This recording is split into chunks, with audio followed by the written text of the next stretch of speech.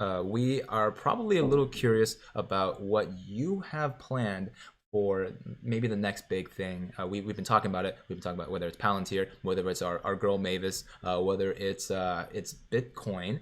Is there something non-AMC or GM related that you want us to update on? What's going to be my next big thing to cover on YouTube after AMC's done? Yeah, what do you think? If maybe it's okay if you don't Oh, have anything. no, dude, I got you. My girlfriend, my side chick, Mavis, Hmm. was my daily stock. So before I covered AMC every single day, I covered Microvision every single day, every day. And that's gonna come back to regular scheduled programming.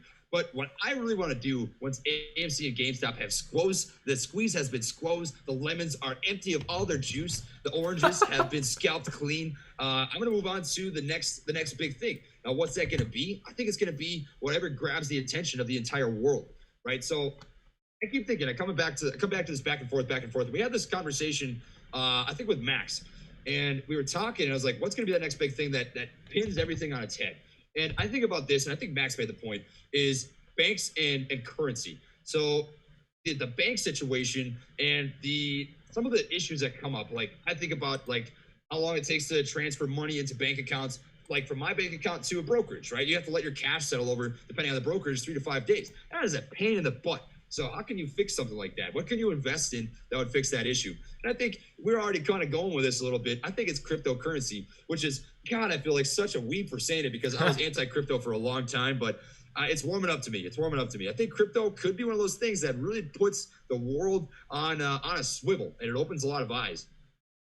I don't know if it's going to happen or not, but I'd say crypto is fascinating. I think microvision and lidar and tech is has always had my attention. I like being a part of investing that changes the world. I like to be like if I'm not excited to research what I'm investing in, I don't want to invest in it. Banks are boring, man. When I think about banks, I just think about those stupid bigwigs that are shorting AMC. You know, I don't want to give them my money. Piss on them. That's out of my that's out of my realm. But I would say either microvision or cryptocurrency. Sweet. Well, Mavis and crypto is on his mind. Are you into NFTs? NFTs, I'm starting to dabble a little bit. The concept is strange to me. It blows my mind that some people will pay like $20,000 for like a custom piece of art because I've seen that happen with NFTs. It's like, what the heck? So I can't believe that. But I don't know. I feel kind of guilty for that. I'm gonna be honest. Do you dabble at all? Not in NFTs. No. And that's the biggest part of being in the crypto space. When you are considering something that is not actually backed by any like legitimate value, and not being vested by companies like Apple and Tesla, such as the support that Bitcoin has gotten in the past few months, it's a lot. It's a lot of a different profile of an investment, right? It becomes something that only has value because people like it. And when people try to make the comparison of Dogecoin to GameStop or AMC, because they're both, all three of them are funny, I guess, is the way that the three of them can be connected. It's not really the same. I do love Dogecoin; it is very funny, but and unfortunately, at the end of the day, there are different factors mathematically that are affecting AMC and GME that isn't affecting these other NFTs. What do you think? I think the value of cryptocurrency rides solely on the sentiment, you know? So you can think about Bitcoin way back in the day when Bitcoin made its debut and everybody just made jokes about it. Like people would, I think the first transaction that took place was between a pizza guy and somebody that wanted pizza. I don't remember how many Bitcoins he paid him. I think it was, I'm not going to say because I don't know off the top of my head, but I think that Bitcoin now is worth like hundreds of thousands of dollars or millions of dollars or something. And the difference between then and now is that it attracted attention. So it's that idea. It's like the qualitative and fundamental analysis and breakdown that makes that up. So people like the idea of a decentralized currency. They like the idea of a person-to-person transaction. And inherently in of itself, right? If you just look at a dollar, a piece of paper, that value only comes from the value that is given to it by the culture that made that currency. The same thing can be said about any single cryptocurrency, which is why Dogecoin is so fascinating because it's literally just a freaking, it's just a dog on a coin. But I mean, hypothetically speaking, if it had enough sentiment and there were enough people that were bullish on it that thought, hey, this could actually be something that has inherent value to the market someday, which I could pay for a service or a good.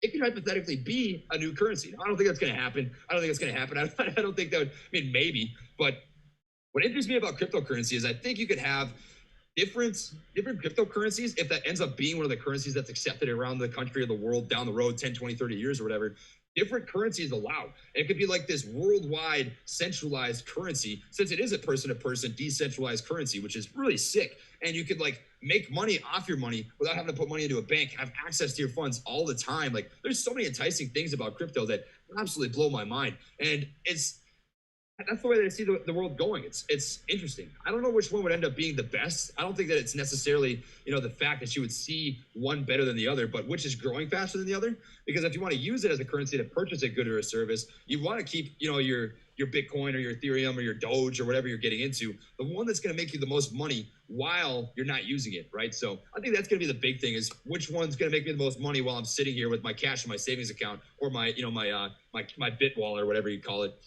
I think one of the most important points you touched on is the fact that cryptocurrency is also currency, but that's limiting the actual the math and the logic behind the blockchain.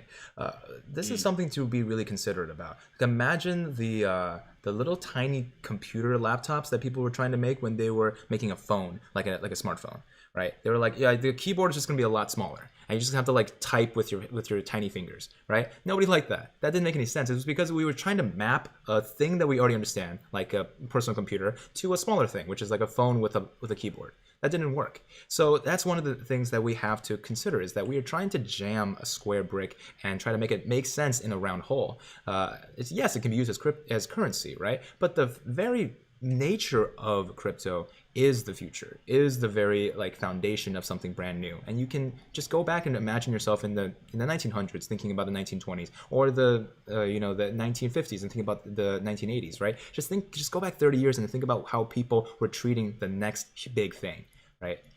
Doubling down on floppy disks, or actually going to something much more high tech, right? Blu-ray was going to be a big thing for a while. Now it's not. Think about the things that is just another extrapolation of a new idea, and then think about something that's a brand new idea in isolation. That's the difference between how the blockchain can disrupt everything. Dude, 100%. I mean, I like that analogy you made with smartphones, that handheld laptop or whatever it is. Yeah. Because if you go back, if you think about it, smartphones were made, 10 years ago, 12 years ago, something like that? I think I got my first smartphone in 7th grade high school. That's when I bought it. And that just blows my mind how far it's come. Because think about that first freaking blocky piece of junk iPhone that came out. I mean, you don't see people use iPods anymore. That was a disruptor. That changed the game. I mean, it changed the entire world. Now you've got this whole, what some people would say, a pandemic with, smartphone issues and stuff. But that blockchain could be that next thing where it's like, hey, nobody thought that smartphones were a good idea, but look at them now. No, now you've got people that doubt blockchain and cryptocurrency, and 10 years from now, it could be like, wow, I can't believe we didn't think that was a good idea. I mean, think about Google. There are people who are like, well, yeah, what are the uses for Google? Maybe military websites that I can make basic searches for. I mean, the concept of it, until you really grasp it and see the true potential, is fascinating, because until you see the potential, some people just can't see it, And I think that's kind of where cryptocurrency and blockchain is sitting right now. It's just starting to make that transition. We've got the iPhone 1 out right now for cryptocurrency. The very first model starting to get made,